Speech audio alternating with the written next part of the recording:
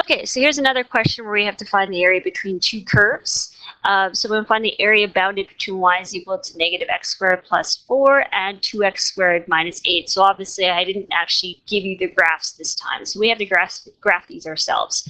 So I'm going to graph the first function by first finding out where the x-intercepts are going to be. So I'll set y equal to 0 and solve for the x-intercepts. So therefore x squared is equal to positive 4, therefore x is equal to positive or negative 2. So we actually have two x-intercepts for the first graph, one at negative 2 and one at positive 2. Now as for the y-intercept, that's going to happen when x is equal to 0. So when x is equal to 0, y is equal to 4. So we're going to have a nice symmetrical parabola that's going to open down because your a value is negative. So I'm going to try my best here to sketch it. And so there's my first parabola. Actually, I'm going to try that again. I don't like that one. Okay, so here's my first parabola. It's going to open down. So that I'll just leave it as is. Okay, so the next parabola is 2x squared minus 8. So once again, I'll set the y value equal to 0 to find my roots first. And I'll bring the positive 8 over, and I get 2x squared. Now, if I divide both sides by 2, I get 4 is equal to x squared. So we actually have the same roots here. X is equal to plus or minus 2. So they're actually going to share the same x-intercepts for this graph. However, if you take a look at the a value, this time it's positive 2. So it's going to open up, and my y-intercept is at negative 8. So we have a different parabola. It's going to open up this time, but they're going to share the same roots. So here is my second parabola, okay? So we want to find the area bounded by these two curves, so therefore I want to find this area, okay?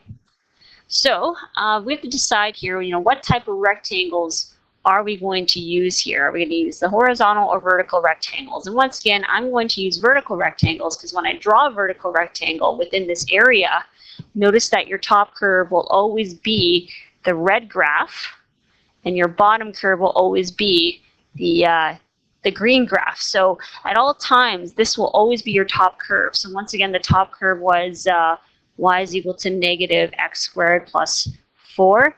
And your bottom curve will always be this curve that opens up, which is 2x squared minus 8. So top curve is this function, bottom curve is this function. So let's set up the integral. We're going to go area is equal from our upper and lower limits are as follows. My negative 2 is my lower limit, so that's where it starts. And where it ends is at positive 2. So my roots actually end up being my lower and upper limits.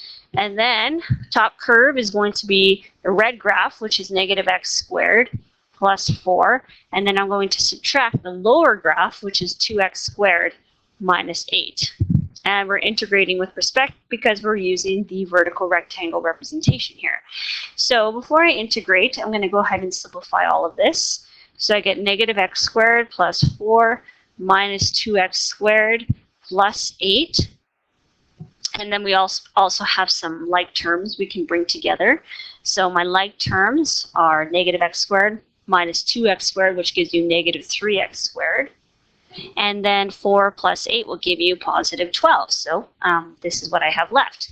So let's integrate this. So area is equal to integration of negative 3x squared is negative 3x cubed divided by 3, and then plus 12x, and we're integrating from negative 2 to positive 2. So we can put in our values, but actually before I do that, negative 3 over 3 reduces down to negative x cubed plus 12x. And then from negative 2 to 2. And then now we can put in our values. So first value I'm going to put in is positive 2. So I get negative 2 cubed. So watch that negative, that sits outside the brackets, plus 12 times 2. Then minus, we get negative 2. Oops, let me try that again. We have the negative, that erased everything. So plus 12 times 2. Okay, and then minus brackets. Let me try this again. Negative of the negative 2 cubed plus 12 times negative 2. Okay, so I think everything's in check here. Now let's find the values. So this negative 2 cubed, that's going to give us negative 8 plus 12 times 2 gives you 24 minus, in the brackets here, we have negative 2 all cubed is going to give me negative 8. And then negative 8 times negative 1 will give you positive 8. And then 12 times negative 2 will give us minus 24. So we just want to be careful there. Okay. So bringing our values all together here, negative 8 plus 24 is going to give us 16 minus 8 minus 24, which gives us negative 16 this time. So our answer is 16 minus a negative 16, which is really 16 plus 16, which is going to give us an area of 32.